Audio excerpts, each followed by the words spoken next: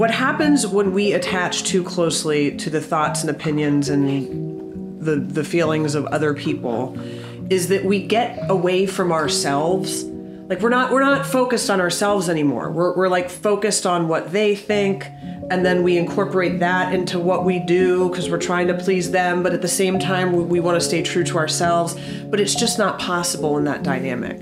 So, it's really important to look at it from the standpoint, if you're energy and you're the source of the manifestation process, then you're going to be hampered by having an aspect where you're looking for that external validation and approval.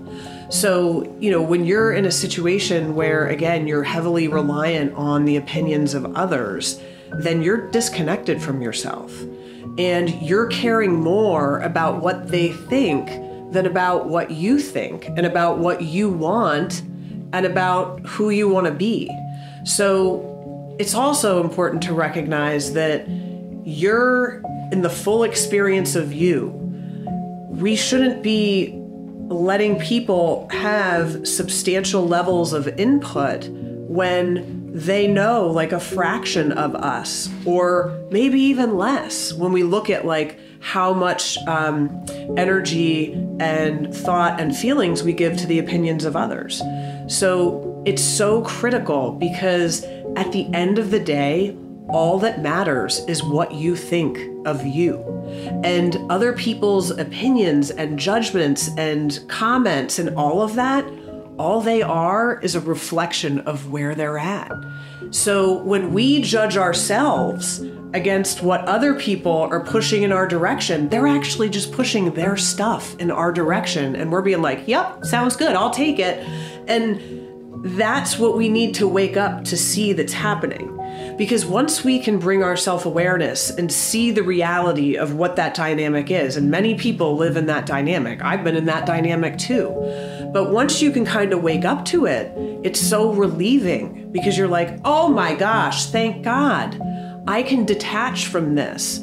I can still be connected with love with people and find value in constructive criticism, because there's oftentimes that we have blind spots that our self-awareness can't get to. And that's where being that reflective mirror to each other is huge. It's huge in terms of how we're connected as human beings.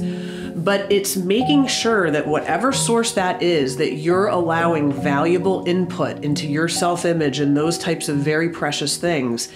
It's making sure that that has a true value and that it's being communicated to you with love. Because, we can get criticism in many ways.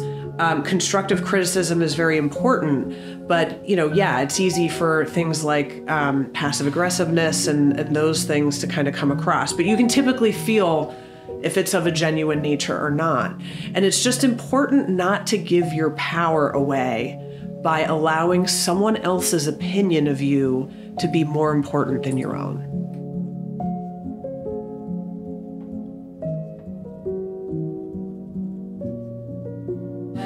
Because the judgment, for me, when I was learning this, the judgment part was hard because I was like, how is it that if they say something about me, it's really about them? And so I just worked on that and worked on that and worked on that with myself. And what I realized was that they are in a place of self-judgment, so they are automatically going to be judging. So they are judging themselves as they're coming out at me. So instead of seeing their behavior as a reflection of me, I just started watching their behavior as a reflection of them. And I just started out with that. And I kind of just, again, observed. And then what I noticed is their behavior would be the same towards other people. That helped me see how I was like, oh, it really is about them and it isn't about me. And then that helped me disconnect, because sometimes that's what it takes for us to really understand these concepts and put them into practice. But we're so good from and how our brains work neurologically that once we can get it, it will lock in.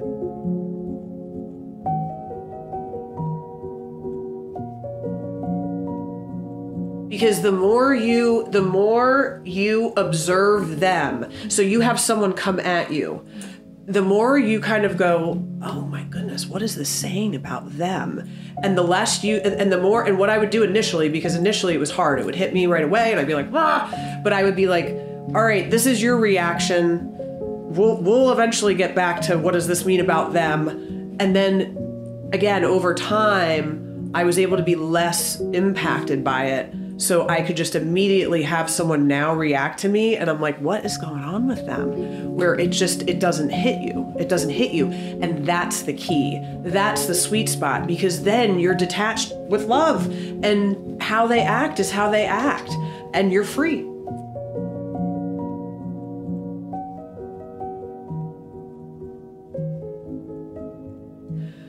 Recognizing how important it is that as humans we're separate when we're dealing with this with other people.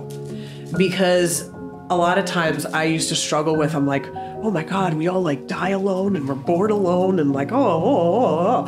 But now where I look at it from the perspective of we're here having a singular experience and just being whoever this person is that we're blossoming into. And part of the time we feel like we know what's going on. Other parts we're like, what the hell is going on? And we're just experiencing us.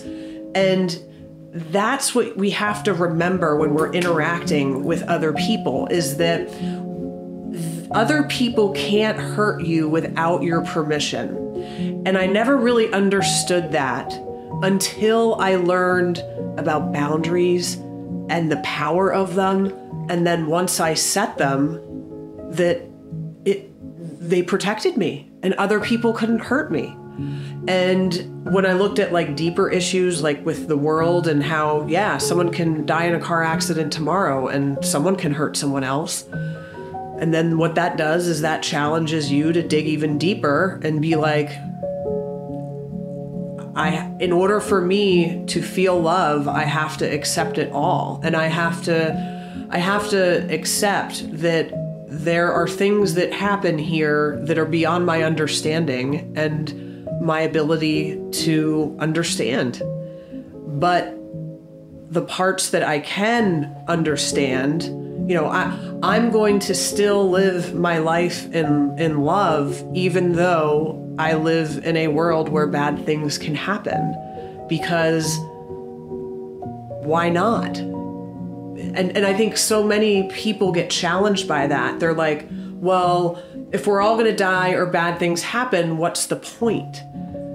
And unfortunately, when we pick that, because we live in the world of yes, and you manifest what you think about and what you believe, that's what happens, is that you live in that world. And the real challenge that I think is living in this world and loving and being vulnerable and being completely absorbed into your reality, and also accepting the temporary nature of it all too.